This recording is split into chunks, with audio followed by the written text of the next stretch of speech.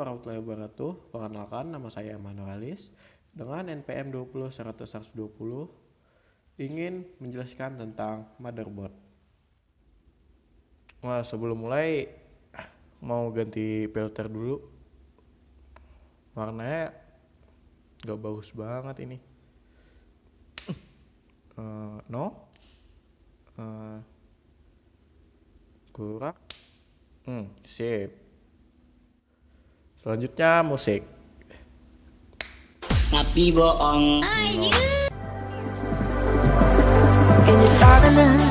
Kekasih tercinta entah kemana sendiri. Yang santai, Luffy.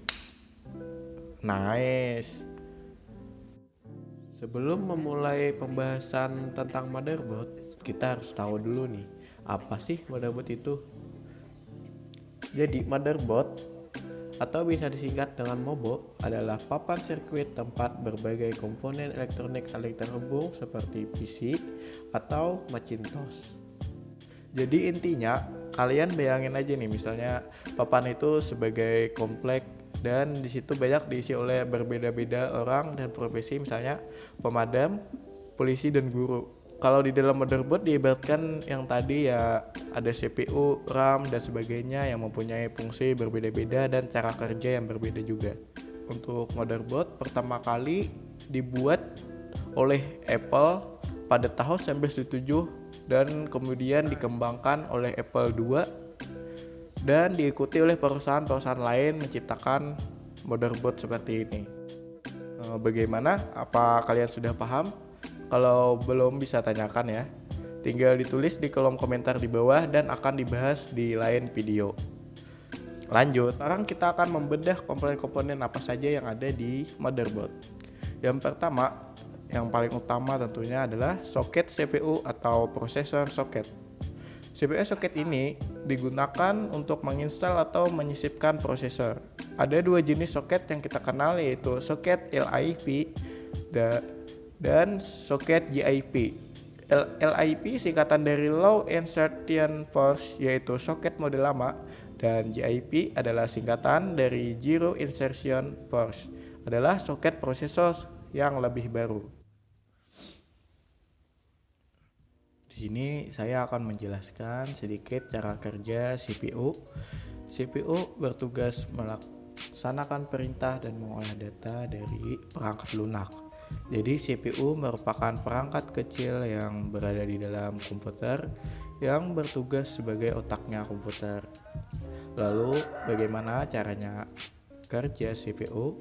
Saat sebuah program akan dieksekusi, maka isi program tersebut yang berada di dalam hard disk akan diambil dan dimasukkan ke dalam RAM. Kemudian, control unit membedakan antara instruksi dan data. Apabila program berupa instruksi, maka ditempatkan ke dalam program storage, sedangkan apabila data, maka akan diletakkan di working storage.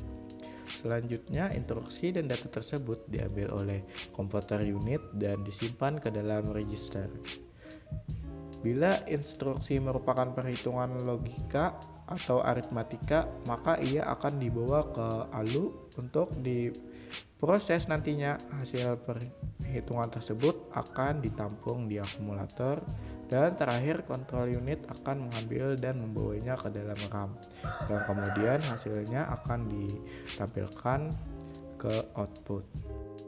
Yaitu NOT bridge dan SHORT bridge. Untuk NOT bridge terletak selalu dekat dengan soket prosesor, yaitu merupakan salah satu komponen penting dari motherboard. NOT bridge sendiri adalah titik fokus dari motherboard dan disebut juga dengan memory controller.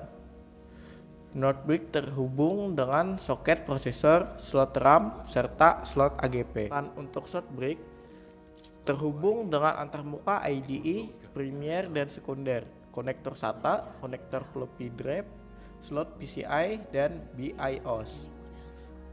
Short bridge dan North bridge ini adalah dua kutub utama motherboard. Yang selanjutnya adalah slot RAM. Slot RAM adalah komponen pada motherboard yang digunakan untuk menyisipkan RAM.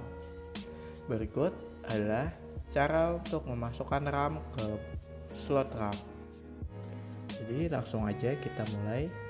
Yang pertama, pastikan tuas pengunci slot dalam keadaan terbuka seperti ini. Dan untuk yang kedua, persiapkan RAM dan perhatikan petunjuk agar kita tidak salah memasang atau terbalik. Dan yang ketiga, kita memasukkan memori tersebut dipasang dengan kuat sampai berbunyi klik.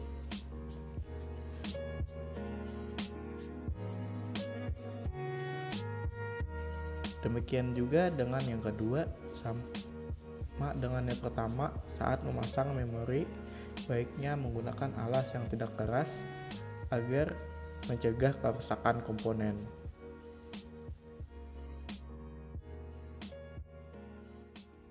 Untuk slot AGP digunakan untuk memasukkan AGP card. AGP atau singkatan dari Accelerated Graphic Port adalah slot untuk kartu grafis yang ditujukan untuk game 3D. Letakkan selalu di samping slot PCI. Slot PCI digunakan untuk menyisipkan add-on card seperti kartu LAN, kartu SAN, dan kartu TV Tuner. PCIe adalah singkatan dari Peripheral Component Interconnect. Selanjutnya adalah CMOS atau kepanjangannya adalah Complementary Metal Oxide Semiconductor adalah sebuah baterai yang memasok power pada sebuah memori kecil pada motherboard yang berfungsi untuk menyimpan settingan konfigurasi komputer, waktu, dan lain-lain. CMOS menjaga agar kita tidak perlu mengkonfigurasi hal-hal tersebut setiap kali kita menyalakan komputer. Primary and Secondary IDE interface juga disebut dengan konektor IDE atau konektor SATA. IDE adalah kependekan dari Integrated Device Electronic yang mendukung untuk perangkat IDE seperti hard disk dan CD dan DVD drive.